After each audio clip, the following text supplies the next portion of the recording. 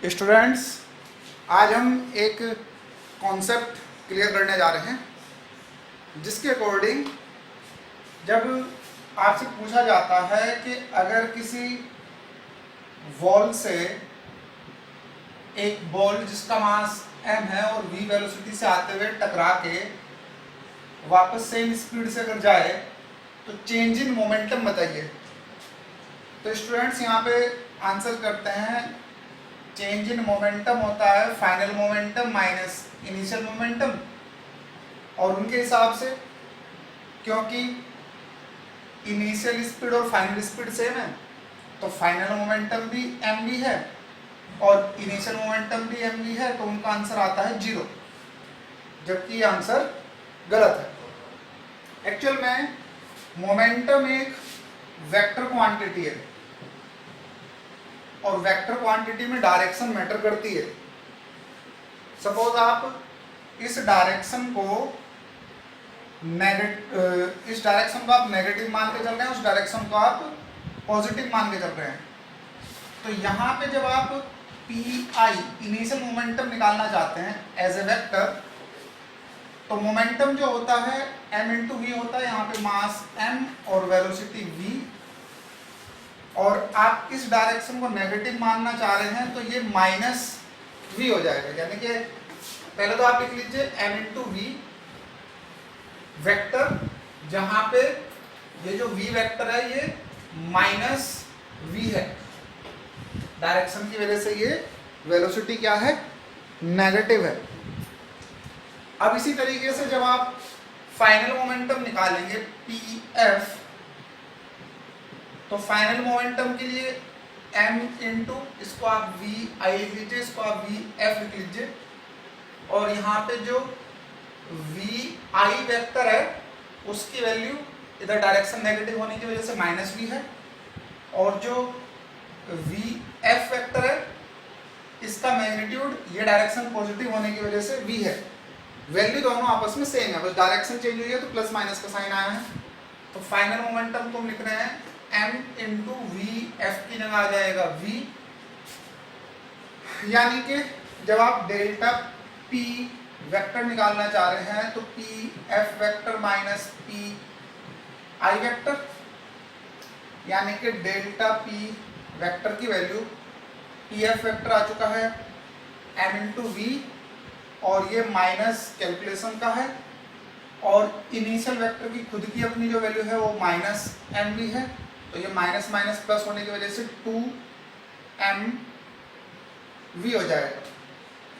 यानी कि ये चेंज आया, चेंज का मतलब है, मतलब कि मैं ये कहना चाह रहा हूँ यहाँ पे इसकी अगर इनिशियल और फाइनल स्पीड सेम है, ये भी v थी और ये भी v है, टकरा के सेम स्पीड से अगर जा रही है कोई चीज, तो उसके मोमेंटम में जो चेंज है वो ट्वाइस होता है इनिशियल वैल्यू का, न कि 0 होता है। उसका रीजन मैंने आपको बताया, क्योंकि मोमेंटम एक वेक्टर क्वांटिटी है। तो इस कॉन्सेप्ट को लेके और जो हमने लास्ट लेक्चर में इम्पल्स पढ़ा था उसको लेके हम एक आपकी बुक का सोल्ड एग्जाम्पल समझने जा रहे हैं, इसको आप नोट कर लीजिए। तो देखिए स्टूडेंट्स, इम्पल्स और चेंज इन मोमेंटम का कॉन्सेप्ट समझने के लिए आपकी एनसीईआरटी की बुक में पेज नंबर 96 पे सोल्ड एग्जांपल 5.4 है। इसमें कहा गया है a batsman hits back A ball straight in the direction of the bowler without changing it's initial speed. Question की अब तक की लैंग्वेज में हमें ये पता चला है कि जैसे बॉलर ने बॉल को थ्रो किया एक स्पीड से, और ये स्पीड दी गई है 12 मीटर पर सेकंड, तो जो बैट्समैन है उसने बॉल को हिट किया और बॉल वापस सेम स्पीड से आ रही है। इसका मतलब यह है कि फाइनल स्पीड हो गई -12 मीटर पर सेकंड, और जो इनिशियल स्पीड है वह है 12 मीटर पर सेकंड।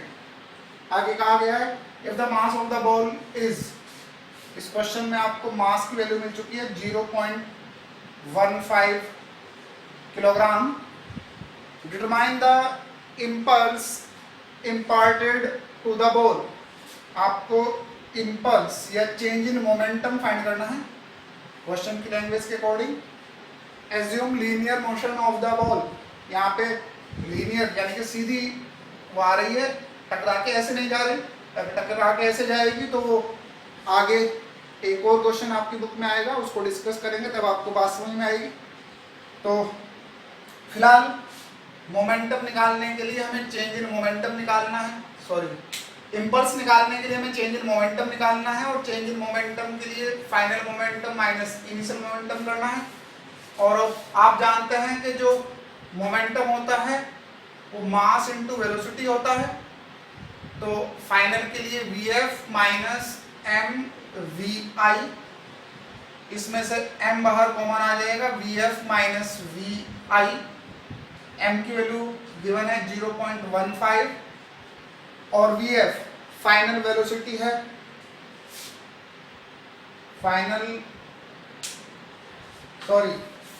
ये डायरेक्शन नेगेटिव है, ये नेगेटिव एक्सिस होता है और ये पॉजिटिव एक्सिस होता है, ये डायरेक्शन आपकी क्या है, पॉजिटिव है। तो फाइनल वेलोसिटी आप ले लें 12, और ये माइनस कैलकुलेशन का है, और इनिशियल वैल्यू खुद अपने आप में नेगेटिव है। तो यहाँ पे आप एक बड़ा ब्रैकेट लगा लें, -12। इस बात का समझ में आ रहा होगा आपको। ये जो वैल्यू है ये तो खुद अपने आप में +12 है, ये कैलकुलेशन का माइनस है, और ये जो Vi है ये खुद अपने आप में -12 है। तो माइनस माइनस प्लस हो जाएगा, और प्लस का मतलब 2, यानी कि 0.152 इंटू 12। अब इसको सॉल्व करना है तो 0.3 हो जाएगा ये, और इंटू 12, और ये हो जाएगा 3.6। अब देखिए जो यूनिट मोमेंटम की होती है वही चेंज इन मोमेंटम की होती है, और वही यूनिट इम्पल्स की भी होती है। उसका रीजन ये है, सपोज ये वैल्यू है, कुछ ऐसी एग्जांपल ले लेते हैं, 20 किलोग्राम मीटर पर सेकंड। देखिए मोमेंटम की जो यूनिट है, फॉर्मूला मास इनटू वेलोसिटी होने की वजह से मास की यूनिट क्या होती है, किलोग्राम, वेलोसिटी होता है मीटर पर सेकंड। तो मोमेंटम की ऐसा यूनिट होती है किलोग्राम मीटर पर सेकंड। तो यहाँ पे भी किलोग्राम मीटर पर सेकंड है, यहाँ पे भी किलोग्राम मीटर पर सेकंड है। अब आप ऐसा मत करना कि किलोग्राम मीटर पर सेकंड माइनस किलोग्राम मीटर पर सेकंड इक्वल टू 0। एक्चुअल में ये 0 तब हो सकता है जब यहाँ पे दोनों वैल्यू सेम हो, लेकिन सपोज यहाँ पे 20 है और यहाँ पे 10 है, तो 20 माइनस 10 तो क्या बचेगा, 10 किलोग्राम मीटर पर सेकंड। तो मैं कहना ये चाह रहा हूँ कि जो यूनिट किसी फिजिकल क्वांटिटी की होती है वही उसके चेंज की भी होती है।